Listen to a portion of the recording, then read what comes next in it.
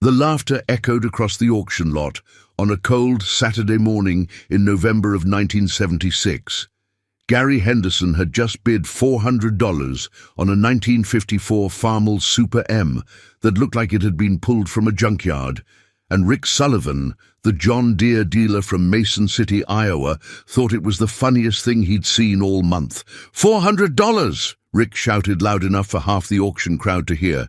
Gary, that thing's got a cracked block. It doesn't even run. You just paid $400 for 1,500 pounds of scrap metal.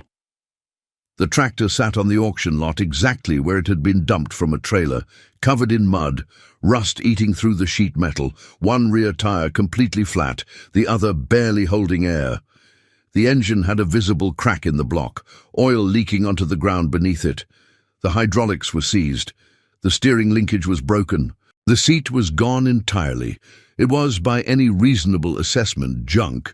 Gary was 39 years old that November, had been farming 280 acres in Cerro Gordo County since 1969, 7 years of struggling to make payments on land he'd bought for $380 per acre. He owed $76,000 on his farm. His only tractor, a 1948 Farmall H, had thrown a rod 2 weeks ago and was beyond repair. He needed a tractor or he couldn't farm next spring. He had $400 to his name. Gary looked at Rick, at the smirking dealer in his nice jacket and clean boots, who'd never turned a wrench in his life, and said quietly, "I can fix it." Rick laughed harder. "Gary, that block is cracked. You can't weld a block. It's scrap. You just wasted $400. Other farmers in the auction crowd were chuckling too. The auctioneer had warned before bidding, started that the Farmall was sold. As is, where is, no warranty, likely not repairable. Gary had bid anyway. $400 was all he had. It would have to be enough. Gary paid the cashier, got the title, borrowed a neighbor's trailer, loaded the broken Farmall using the auction lot's loader, and hauled it home. His wife Carol came out when she heard the trailer arrive, looked at the tractor, looked at Gary. "That's what you spent our last $400 on?" "I can fix it," Gary said. "Gary, the engine is cracked." "I know, I can fix it." Carol looked at her husband, at his absolute certainty, his complete confidence in his mechanical abilities. She'd been married to him for 16 years. She'd seen him fix things people said were unfixable. "Okay," she said. "Show me." Gary spent the next 4 months in his shop. Every evening after farm work, every weekend, every spare hour, he worked on that Farmall. First he pulled the engine completely out, rented an engine hoist from the implement dealer in Mason City for $15 a day, used it for 1 day, got the engine out and onto his workbench. The crack in the block ran 3 inches along the cylinder wall. Everyone said you couldn't weld cast iron blocks. The metal was too brittle, the heat would warp it, the repair wouldn't hold. Gary had welded cast iron before. Brake drums, manifolds, other components. He knew the technique. Preheat slowly, use nickel rod, weld in short beads, let it cool slowly. It was tedious, difficult work, but possible. He spent 2 weeks just preparing the crack. Ground it out with an angle grinder to create a V-groove for the weld, drilled stop holes at each end to prevent the crack from spreading, cleaned it thoroughly with solvent. Then he built a makeshift heating box around the block using fire brick and a propane torch, brought the entire block up to 500 degrees slowly over 6 hours. Then he welded. Short beads, 2 inches at a time, letting each bead cool before starting the next. Used 5 pounds of nickel welding rod over 3 days. When he was done, he had a continuous weld filling the crack.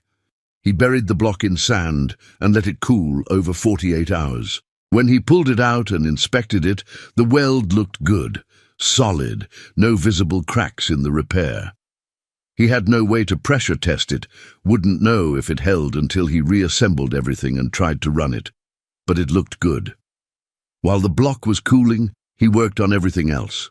The hydraulic pump was seized, so he tore it down completely. Found the issue. Rust and old fluid had locked up the internal gears. He cleaned everything with solvent and a wire wheel, replaced the seals with parts he ordered from an international harvester dealer in Cedar Falls for $23, reassembled it. It moved freely now. The steering linkage was broken where it connected to the front axle. He fabricated a new piece from steel stock, welded it, painted it. Cost $8 for the steel. The magneto was corroded but functional. He cleaned the points, adjusted the gap, tested it. Spark was good. The carburetor was gummed up with old fuel. He disassembled it completely, soaked all the parts in carburetor cleaner for 3 days, cleaned every passage with wire and compressed air, replaced the gaskets and float needle with a rebuild kit that cost $12, reassembled it. He went through every system, every component, every bolt. When he found something broken, he fixed it. When he found something worn, he repaired it or fabricated a replacement. He spent $127 on parts total, cobbled together from salvage yards, mail-order suppliers, and pieces he made himself in his shop. The rear tire that was flat had a sidewall so dry-rotted it couldn't be repaired.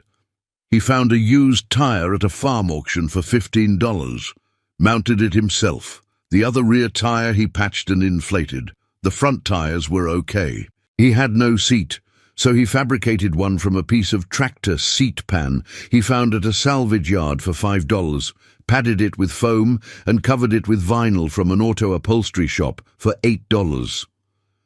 In March of 1977, 4 months after buying the scrap Farmall for $400, Gary reassembled the engine, installed new gaskets throughout using a complete gasket set he ordered for $18, torqued everything to specification, filled it with oil, connected the fuel line, set the timing.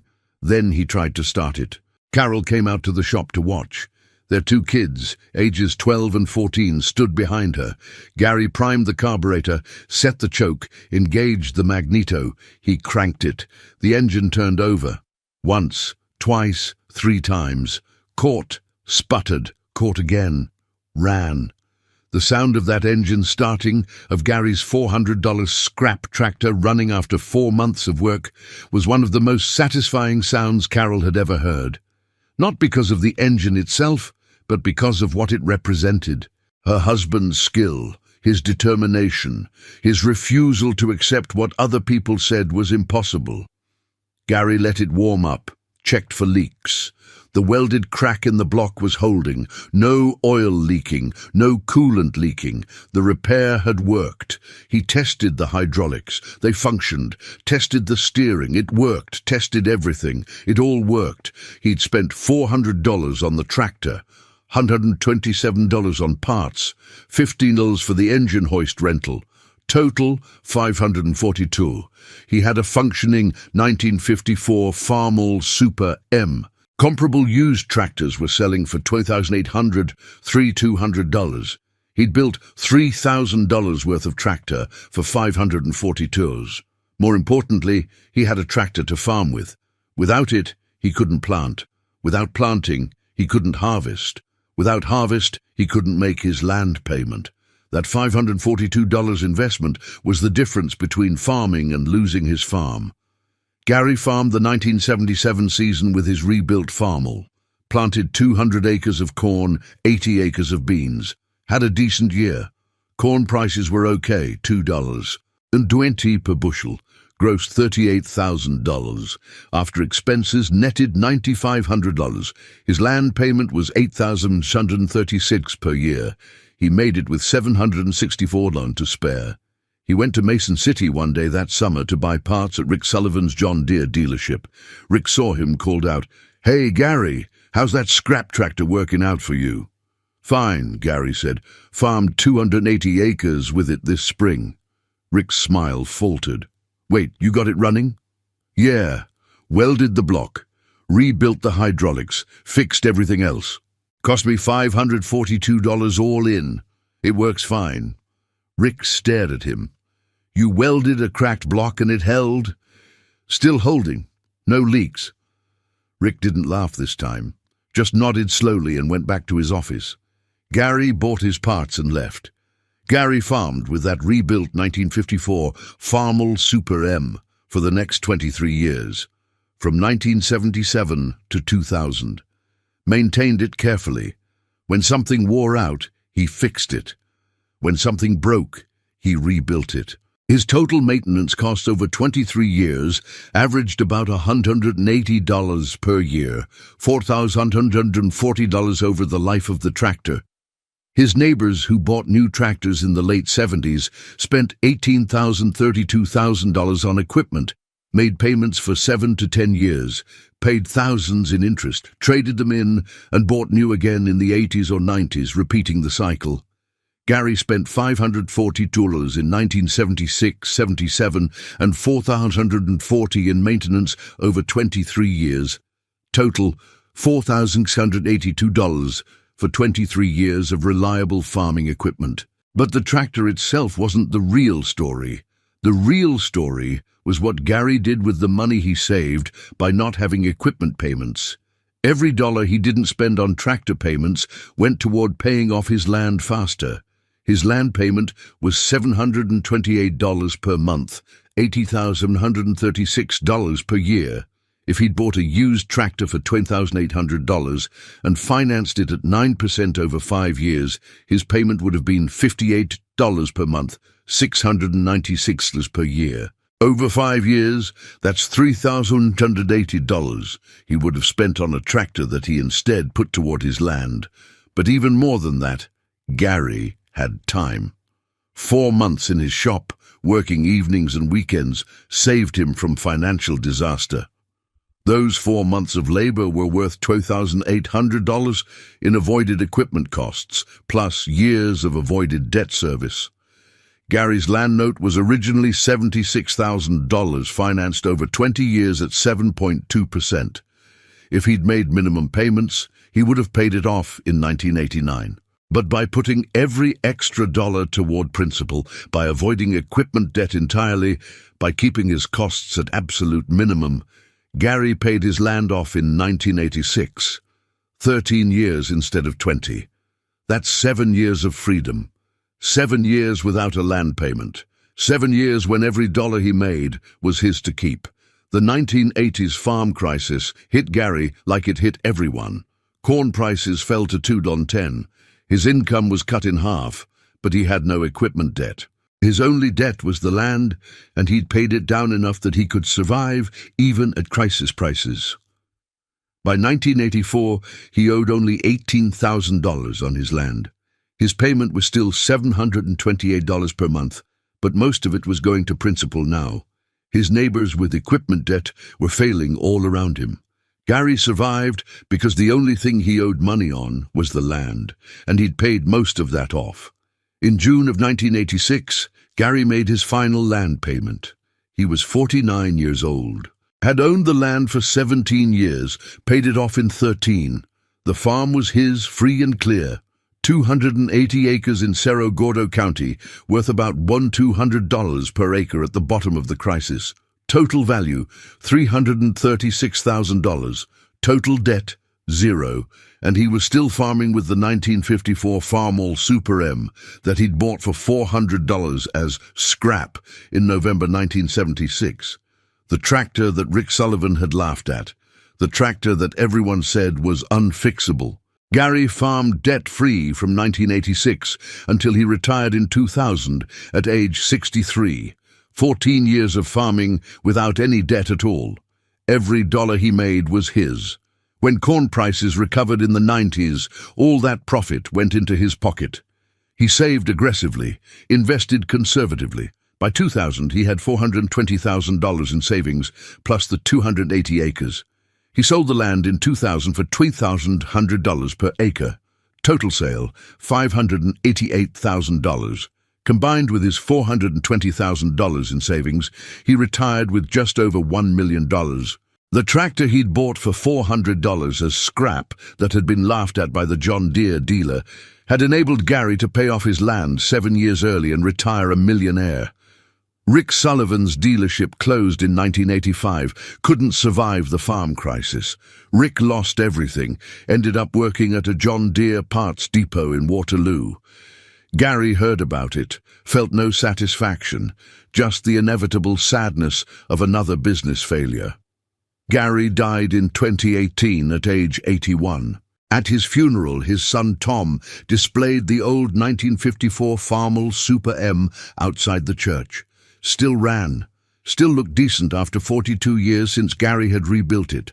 A small sign next to it read, "Bought for $400 a scrap in 1976, rebuilt by hand, farmed for 23 years, helped pay off the farm. Some things are worth fixing." Inside the church, Tom told the story in his eulogy. The dealer laughed when Dad paid $400 for a broken tractor, said it was scrap, said it couldn't be fixed, said Dad wasted his money. Dad took it home, spent 4 months in his shop, fixed everything the dealer said was unfixable, farmed with it for 23 years, used the money he saved to pay off our farm 7 years early, retired with over $1 million. Tom paused, looking at the crowd. Dad taught me that most things aren't broken beyond repair. They just need someone willing to do the work. The dealer laughed because he didn't know how to fix things. He only knew how to sell new things. Dad knew how to fix things. That's why Dad retired wealthy and the dealer went bankrupt. The John Deere dealer laughed when Gary Henderson paid $400 for a broken Farmall in November 1976. Gary fixed it and paid off his land. The dealer went bankrupt. Gary retired a millionaire. That's the whole story. But the story of Gary's $400 tractor and how it paid off his land deserves more detail. Because the 4 months Gary spent in his shop weren't just mechanical work. They were an education in what's possible when you refuse to accept what other people say can't be done. When Gary first brought that Farmall home in November 1976, his neighbor Jim Peterson came over to look at it. Jim farmed 400 acres next door, had new equipment, financed everything. Jim looked at the broken Farmall and shook his head. "Gary, what were you thinking? That engine block is cracked. You can't fix that. You should have just bought a newer used tractor. I've got a guy who could have gotten you something decent for $2,500. "Don't have $2,500, Gary said. "Got 400. This is what 400 buys." "But you can't fix it. Watch me." Jim did watch in a way. Over the next 4 months he'd stop by occasionally, see Gary in the shop, see the engine torn apart, see components scattered across the workbench. "Still working on that scrap pile?" he'd say, not meanly, just incredulous that Gary was still trying.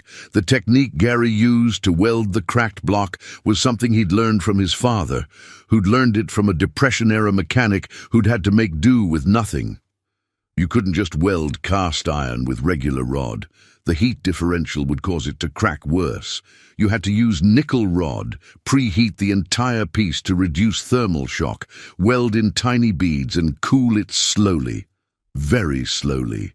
Gary built his heating box from fire bricks he'd salvaged from an old furnace demolition, arranged them around the block, left openings for 3 propane torches. He monitored the temperature with a heat-indicating crayon that melted at 500 degrees. Took 6 hours to bring the whole block up to temperature evenly. The welding itself took 3 full days. Gary would weld a 2-inch bead, then wait 30 minutes for it to cool enough to weld the next section. 2 inches every 30 minutes. The crack was 3 inches long, but with the V-groove he'd ground out, it was actually 5 inches of weld needed. That's 32-inch segments. 15 hours of actual welding time, spread over 3 days with cooling periods between each bead. His hands cramped from holding the welding torch at the awkward angle needed to reach into the V-groove. His back ached from bending over the workbench. His eyes hurt from staring at the bright weld through his helmet. But when he finished that last bead and inspected the work, it was solid. A continuous line of nickel-colored weld metal filling what had been a crack. He buried the block in dry sand in a 55-gallon drum and let it cool over 48 hours. No forced cooling, no water, nothing that would create thermal shock, just slow, natural cooling insulated by sand. When he pulled it out on day 3 and wire brushed the sand off, the weld looked perfect. No cracks in the repair, no cracks radiating from it, no warping visible in the block. It had worked, but that was just the block. The entire engine needed rebuilding. Gary pulled the pistons, found 2 of them had broken rings, ordered new piston rings from an IH parts supplier, $31 for a complete set, honed the cylinders himself using a hone tool he borrowed from a mechanic friend. The cylinders cleaned up at Bicer 010 oversize within acceptable tolerances. The crankshaft had some scoring on 2 journals. Gary couldn't afford to have it ground, so he carefully polished the journals with emery cloth and oil, working in one direction, checking with a micrometer every few minutes. Brought the rough spots down, flush with the rest of the journal. It wasn't perfect, but it would work with new bearings. The camshaft was fine, just needed new lifters. He ordered those, $48 for a set of 12. The valves needed grinding, so he pulled the head, took it to a machine shop in Mason City that ground valves for $3 per valve. 12 valves, $36. He lapped them in himself afterward to ensure good seating. The oil pump was worn but serviceable. He disassembled it, measured the clearances, found them within spec, cleaned it thoroughly, replaced the gasket, reinstalled it. By the time he was done, he had essentially a rebuilt engine.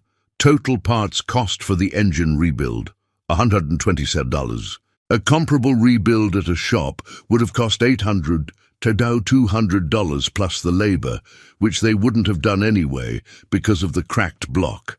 The hydraulic pump rebuild was its own challenge. The pump was completely seized when Gary got it out. The steel gears inside had rusted to the housing. He soaked it in penetrating oil for a week, then carefully worked it back and forth with soft hammers and wooden blocks. Finally, got it freed up. Inside, he found the damage. The gears themselves were okay, but the housing had rust pitting where water had sat. He cleaned it as best he could with wire brushes and sandpaper, then used a high-temperature epoxy to fill the worst pits. It wasn't perfect, but it would work. New seals, $23, and the pump was serviceable. The steering linkage brake was actually good luck in a way. The original linkage had been weak, a known failure point on these tractors. When Gary fabricated the replacement from heavier steel stock, he made it stronger than original. It would never break there again. By March 1977, when Gary finally got the tractor running, he'd invested 327 hours of labor over 4 months. If he'd been paying himself even $5 per hour, that would be $1,635 in labor. But he wasn't paying himself. He was investing his time to avoid spending money he didn't have. When the engine started that March afternoon and Carol and the kids came out to see, Gary felt something he hadn't felt in years: pride. Not just in the mechanical work, but in refusing to accept limitations. The dealer said it couldn't be fixed. Gary had fixed it. The dealer said it was scrap. Gary had built a functioning tractor. Gary farmed the 1977 season on that rebuilt Farmall, planting in late April, cultivating in June, harvesting in October. The tractor worked flawlessly. The welded block held. The rebuilt hydraulics performed. Everything functioned as it should. That fall, Gary calculated his numbers. He'd grossed $38,000 from 280 acres. After seed, $3,200, fertilizer, $4,800, fuel, $2,900, herbicides, $1,800, equipment maintenance, $380, property taxes, $1,400, insurance, $600, and miscellaneous expenses, $920. He'd spent $15,200. That left $22,800. His land payment was $8,136 per year. That left $14,064. Living expenses for the family, groceries, utilities, clothes, medical, everything, ran about $11,000 per year in 1977. That left $3,064. Gary put that entire $3,064 toward extra principal on his land note. His payment book said he owed $728 per month, $8,136 per year. But in 1977, he paid $11,800. That extra $3,064 reduced his principal faster, would save thousands in interest over the life of the loan, and would shorten his payoff by months. His neighbor Jim Peterson, the one who told him the tractor couldn't be fixed, bought a new John Deere 4430 in 1977 for $24,500. Financed through John Deere Credit at 9.5% over 7 years, his payment was $380 per month, $4,560 per year. Over 7 years, Jim would pay $31,120 for a $24,500 tractor, and at the end of 7 years, he'd likely trade it in and start over with another loan. Gary had no equipment payment. That $4,560 per year difference was money he could put toward his land. Over 5 years, there would be $22,800 in extra principal payments. Over 10 years, $45,600. That difference would cut years off his loan. The 1978 and 1979 seasons were good. Corn prices stayed decent, $240, $280 per bushel. Gary netted $18,000 in 78, $9,500 in 79. After his land payment and living expenses, he put $6,200 toward extra principal in 78, $7,600 in 79. By the end of 1979, he'd paid his land balance down from $76,000 to $48,000. 4 years into a 20-year loan, he'd paid off more than a third of the principal. Then 1980 arrived, and the economy shifted. Interest rates spiked. Grain prices started falling. The farm crisis began. Gary's 1980 season was tougher. Prices fell to $250 corn, down from $280 the previous year. He netted $14,000. After his land payment and living expenses, he had $2,200 for extra principal. Not as much as 78 or 79, but still extra. By 1981, the full crisis was underway. Corn fell to $210. Gary's income dropped to $9,800 net, after his land payment of $8,736 and living expenses of $11,000, which he cut to $10,500 by being extremely frugal. He had nothing left for extra payments.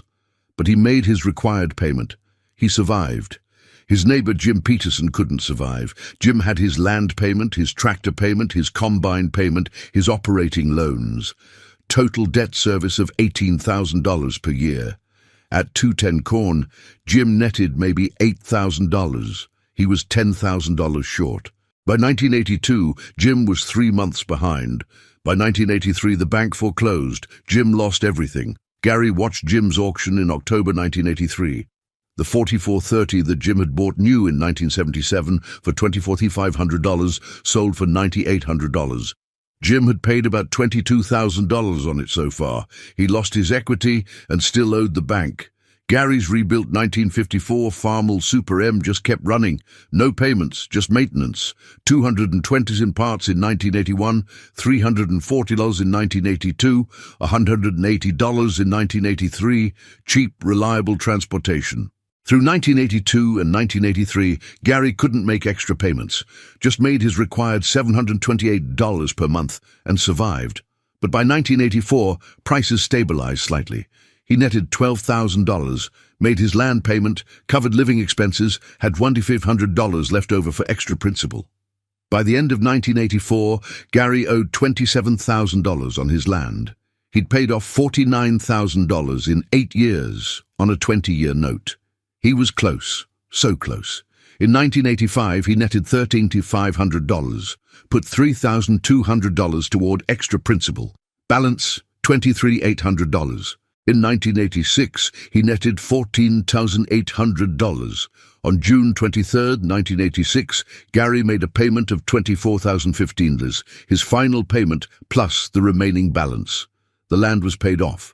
He walked into the bank in Mason City with a check for $24,015 written from his farm account. The loan officer, a woman named Margaret who'd handled his account since 1969, looked at the check, looked at her computer screen, looked back at Gary. "This is your final payment," she said. "Yes, ma'am." "You were scheduled to pay off in 1989. You're 3 years early." "Yes, ma'am." Margaret printed the satisfaction letter, stamped it, handed it to Gary along with his original deed. "Congratulations, Mr. Henderson.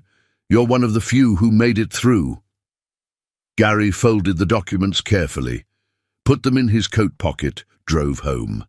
He showed Carol the satisfaction letter. She cried. They'd been making that $728 payment every single month for 17 years. Now it was done.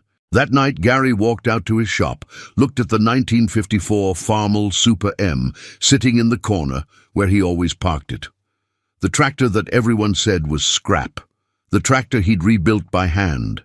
The tractor that had enabled him to farm without equipment debt, to put every extra dollar toward his land, to pay off his farm 7 years early. He'd bought it for $400 as broken scrap in November 1976. It had cost him $542 total to rebuild. Over the next 10 years, he'd spent maybe $1,800 in maintenance. Total investment, $2,342 over 10 years. He'd avoided $25,000 and $35,000 in equipment financing costs that his neighbors had paid.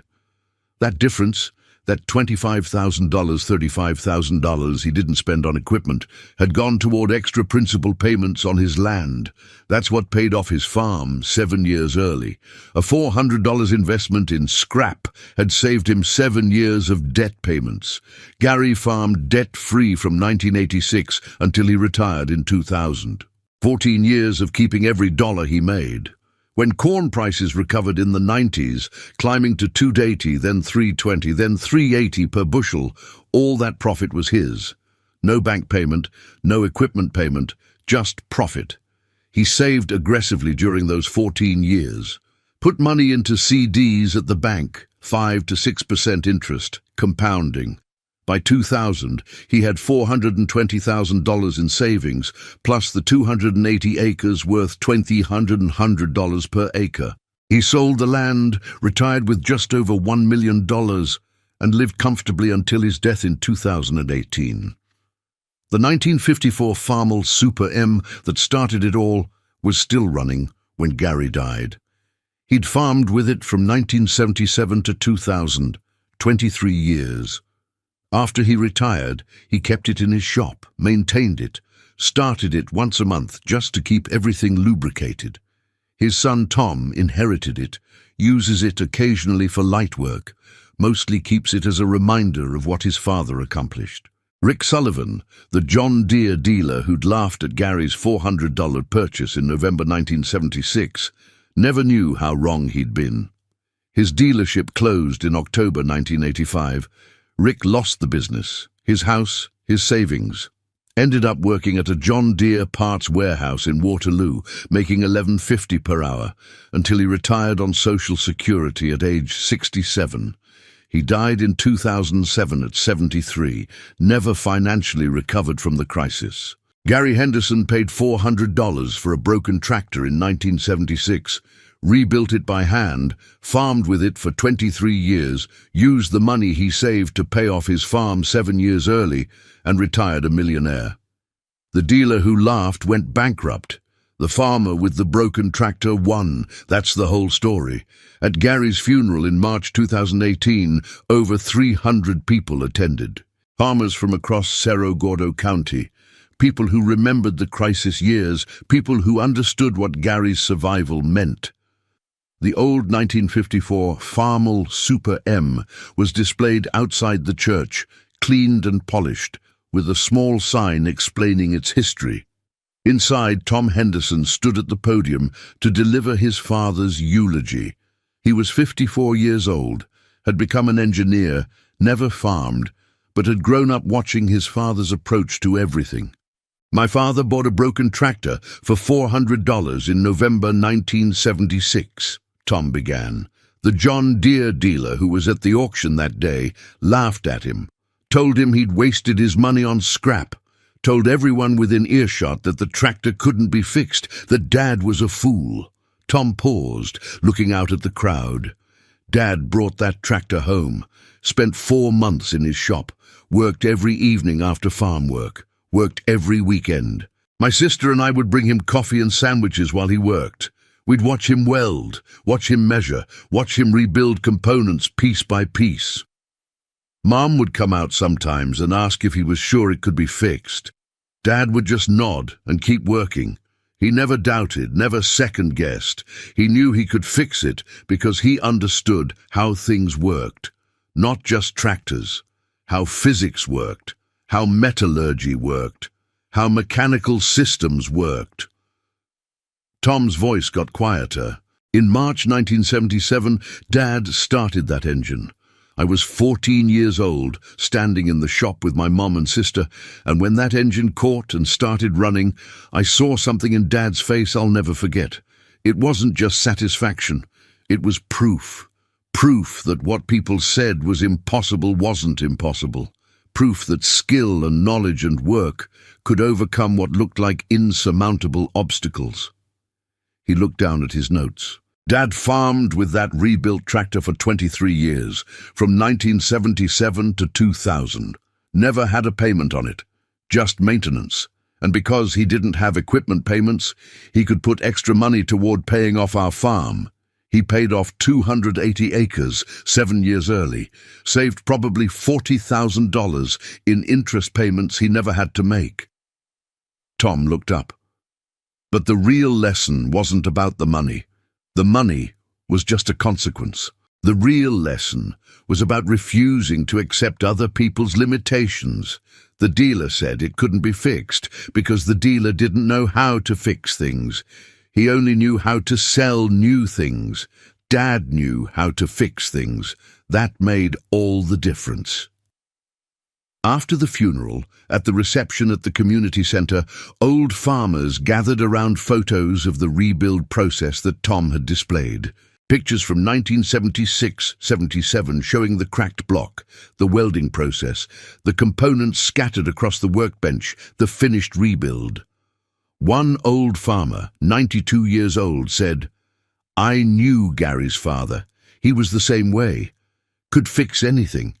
During the Depression, when nobody had money for new equipment, Gary's father kept 3 farms running with equipment he rebuilt from salvage. Gary learned from him.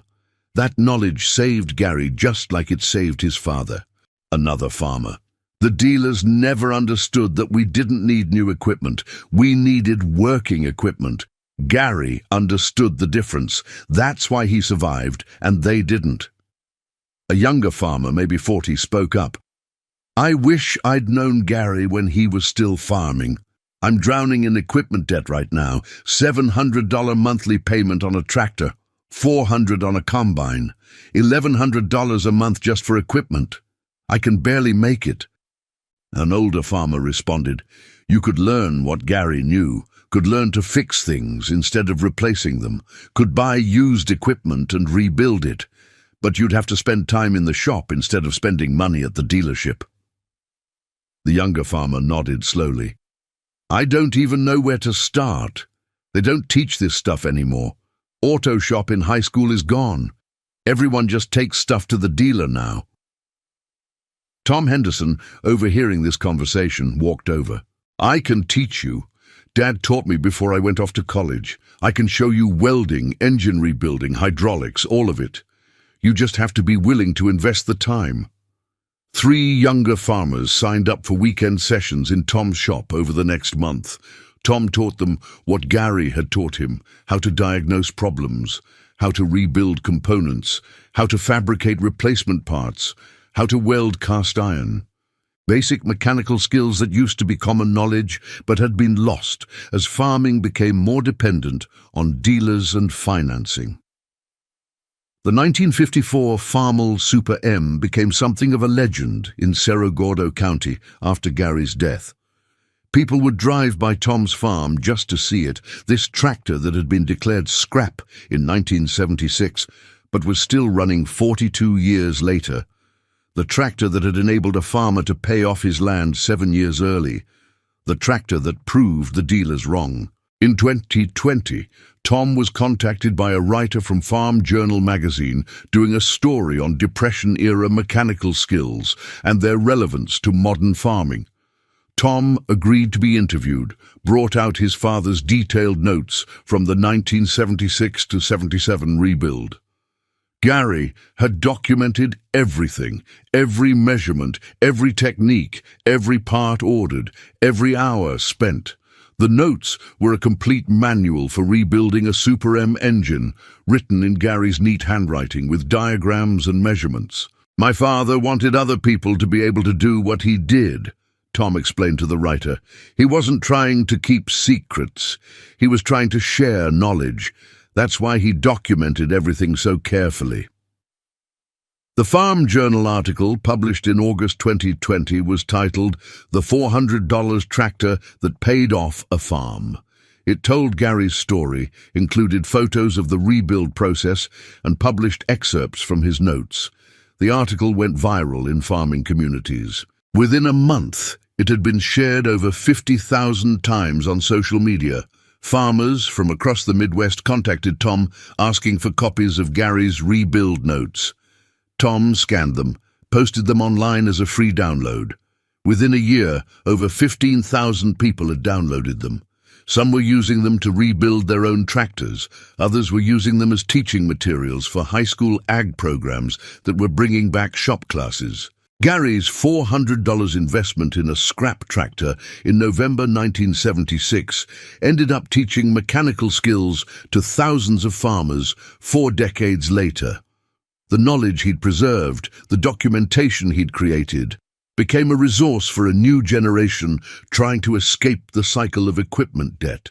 The John Deere dealer laughed when Gary Henderson paid $400 for a broken Farmall in 1976, said it was scrap, said it couldn't be fixed, said Gary wasted his money.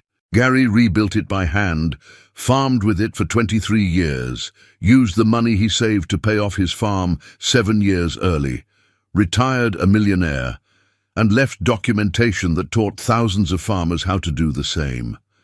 The dealer went bankrupt. Gary's legacy grew. Sometimes the person being laughed at is the only one who understands what's possible.